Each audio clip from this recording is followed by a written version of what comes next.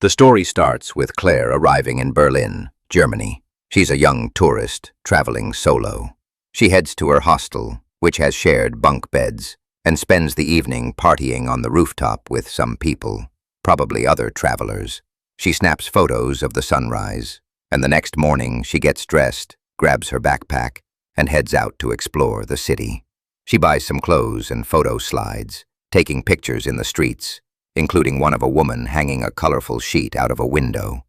Claire visits a bookshop and gets interested in a book full of artwork. As she leaves, she spots a man and follows him outside. They meet on the sidewalk, waiting at a crosswalk. He drops his things, and Claire helps him pick them up, which sparks a conversation.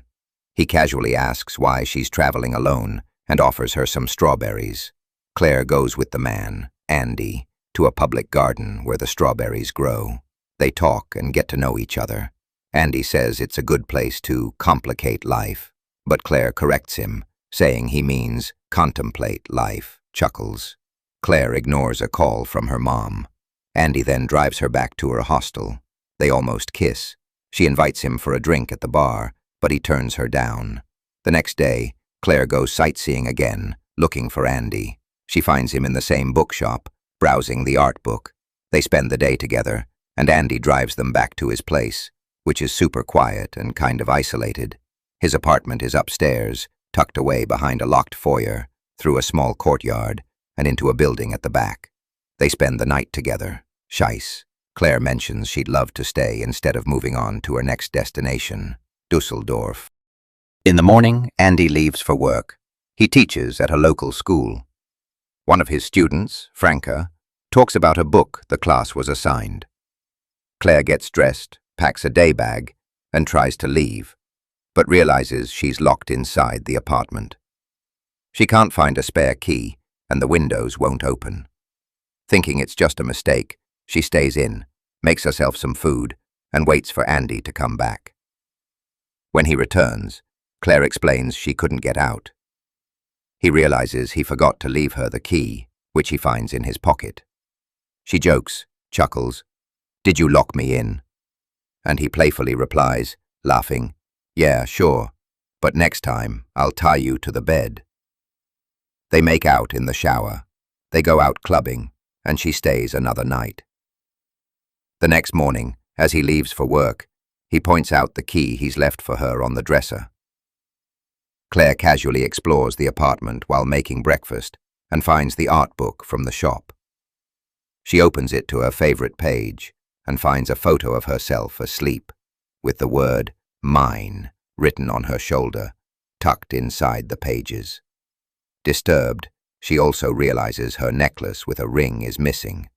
Her mom had given her the ring to pawn and return home if she got into trouble, but it's also sentimental. Claire searches the apartment and starts to panic. She discovers the key won't open the door. Her phone has no service. The other internal door is locked, and none of the windows open. Now feeling in real danger, she tries to break a window with a chair, only to find a second reinforced panel behind it. When Andy comes home, she's waiting at the door and asks to leave, but he won't let her pass. He locks the door and confronts her about the broken window, casually telling her that if she tries it again, he'll have to board them up. Now realizing how serious the situation is, Claire begs him to let her go, but he brushes her off and hands her flowers, asking if he likes pasta. Frustrated by his madness, she lashes out, trying to punch and kick him. He overpowers her and ties her to the bed, explaining that no one can hear her screams because the buildings are abandoned. The camera pans out, showing that her screams really can't be heard from the street. The next day, Andy visits his father, who asks why he was late. Andy says he met someone and tells him about Claire. His father asks about Natalie, the girl he'd been seeing, and Andy says she went back to Canada. Andy returns to the apartment, where Claire is still tied to the bed on a plastic sheet. He unties her so she can shower, since she had wet herself. In the shower, she finds clumps of long blonde hair in the drain and realizes someone else had been there before her. Andy brings her a puzzle and excitedly tells her he told his father about her and texted her mom to say she's okay. Claire threatens that her mom will know something's wrong, but Andy ignores her. The next day, Andy leaves for work, leaving Claire untied but still trapped. We see him lock the apartment keys in a lockbox and put it on a shelf in the building corridor.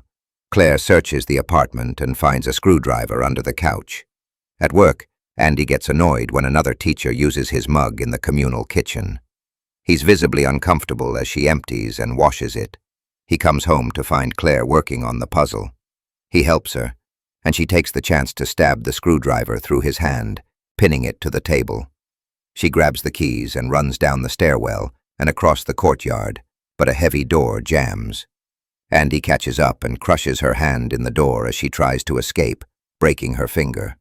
He carries the unconscious Claire back to the apartment. The next day, he meets his father.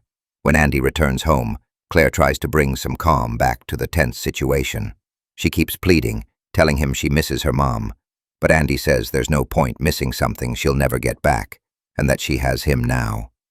Andy constantly takes photos of Claire in weird and disturbing poses, usually naked. The next day, Andy watches his student Franca in gym class, clearly aroused. Meanwhile, Claire tries to pick the door lock with a paperclip, but it snaps off in the internal door, and she worries Andy will notice. We see that Andy has locked all the sharp tools in the lockbox with the key. He keeps taunting and intimidating Claire, switching between affection, possessiveness, and cruelty. Andy is washing Claire in the shower when Franca knocks at the door.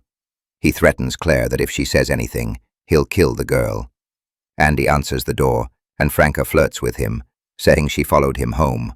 Seeing Claire in a towel in the hallway, Andy tells Franca that Claire is his girlfriend, then coldly dismisses her, so Franca leaves. Back inside, Claire asks about the girl, her name, and Andy cuts Claire's hair again, taking more photos. Later, he discovers the internal door won't open and gets angry with Claire. Time passes. It's now Christmas. Claire is living in terror, but as Andy keeps toying with her, she starts to unravel and act out. At one point, Andy asks her to be normal and gets violent when she can't, eventually leaving to stay with his father. The power in the apartment goes out, and Claire is stuck for days in the freezing cold, surviving on whatever food she can find. Andy's father dies, and the loss devastates him. He waits a few days before calling the caretaker, staying at his father's house. Meanwhile, Claire finds another girl's toenail clipping under the bed. Claire actually feels happy when Andy comes back to the apartment a few days later. He didn't know the power had gone out, sadly.